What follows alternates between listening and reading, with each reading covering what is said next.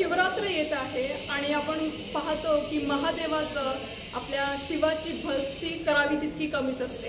आणि या शिवरात्रीचं जे पर्व आहे यामध्ये आपण पुण्यातील आणि आजूबाजूचे जी महादेवाची मंदिरं आहेत की जी काहींना माहितीही नाहीये अशी काही मंदिरं आपण पाहणार। आता आपण आहोत पुण्यातील शिवाजीनगर जवळ असलेलं पाताळेश्वराच्या मंदिरात। आता हे मंदिर काहींना माहिती असेल काहींना नसेल, आजूबाजूला खूप रहदारी आहे, पण ज्यावेळेस आपण या ठिकाणी येतो एक आत्मिक समाधान, एक सात्विकता आणि एक शांतता आपल्याला खूप पाहायला मिळते। पुनावडी ते पुणे या गावठाणचे शहर झाले आणि शहराचे महानगर, पण या इतिहासाच्या पाऊलखुणा या शहराला जागोजागी दिसतात।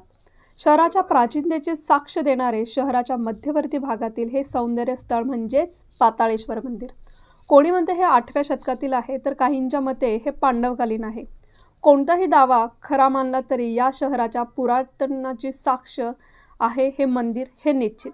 हे मंदिर म्हणजे खरं तर एक लेणे, पुण्याला मिळालेले सौंदर्याचे देणे, मनाला शांती देणारे, ईश्वरी अनुभूती देणारे ठाणे म्हणजे पाताळेश्वर मंदिर। इथे आल्याला आपल्याला हा फलक दिसतो।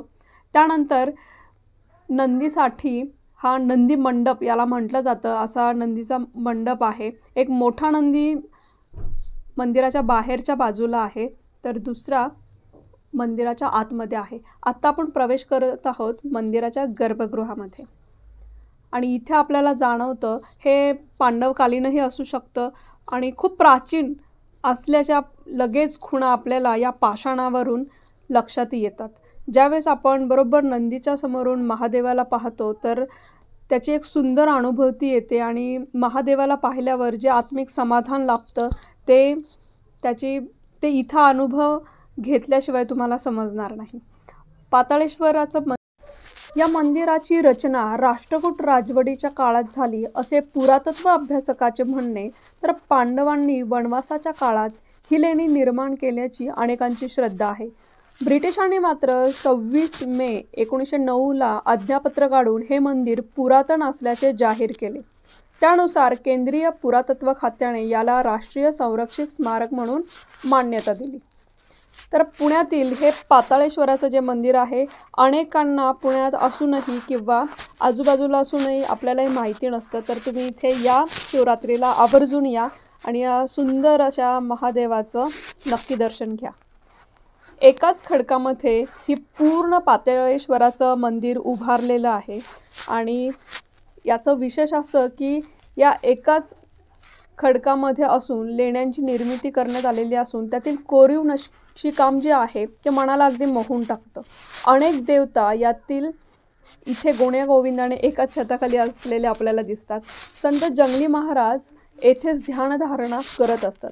पुण्यातील या विद्यार्थी असतील, पुण्यातले काही व्यक्ती असतील, ते इथे येतात आणि ध्यानधारणा करत असतील, छान दर्शन घेत असतील। पण इथे मला आवर्जून दिसलेली एक गोष्ट म्हणजे इथे खूप जण असंच गप्पा मारण्यासाठी बसलेले असतात। कारण माहिती नाहीत, पण असं आपली जी भारतीय प्राचीन मंदिरं आहेत त्याचं जे पावित्र्य असेल ते राखलं जावं अशी एक विनंती आहे, तर याची दखल घ्यावी। तुम्ही इथलं जर मंदिर पाहिलं तर खूप छान आहे।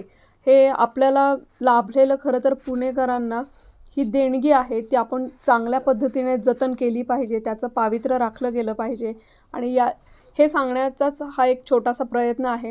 तुम्ही इथले खांब जर पाहिले असतील तर ते खूप मोठे आहेत, त्याबरोबर हे जर पाषाण पाहिला तर तो एक खूप छान आहे। इथे कुणी आलं आणि 10 मिनिटं जरी ध्यानस्थ बसलं तर खूप चांगल्या पद्धतीने ध्यान होऊ शकतं। शिवाजीनगर जवळ असलेलं पाताळेश्वराचं महादेवाचं मंदिर। महादेव जसं जसं तुम्ही त्याच्या जवळ जाल, जसं जसं जाणून घ्याल तसं तसं तुम्हाला महादेव समजणार आहे। आज आपण आलेलो होतो पुण्यातील शिवाजीनगर जवळ असलेलं आणि जंगली महाराजांचं जे मंदिर आहे त्याच्या अगदी बाजूलाच असलेलं पाताळेश्वराचं मंदिर। याच्या अनेक आख्यायिका आहेत। आपण जे मंदिर पाहिलं अगदी रहदारीच्या ठिकाणी आहे, पण अतिशय ज्यावेळेस आपण मंदिरात येतो शांतता आहे आणि जे आत्मिक समाधान असतं ते तुम्हाला इथे येऊन नक्की मिळेल। तर या शिवरात्रीला नक्की या पाताळेश्वर येथे। धन्यवाद। तुम्हालाही हे जर महादेवाचं मंदिर आवडलं असेल तर नक्की कमेंटमध्ये कळवा. तुमच्या इथे कोणती महादेवाची मंदिरं आहेत ते आवर्जून सांगा. आणि आपलं जे चॅनल आहे नेहमी चांगलं काहीतरी देण्याचा प्रयत्न करतं, तर जास्तीत जास्त शेअर करा. आपल्या चॅनलला नक्की लाईक करा, जास्तीत जास्त शेअर करा आणि सबस्क्राईब करायला विसरू नका. धन्यवाद.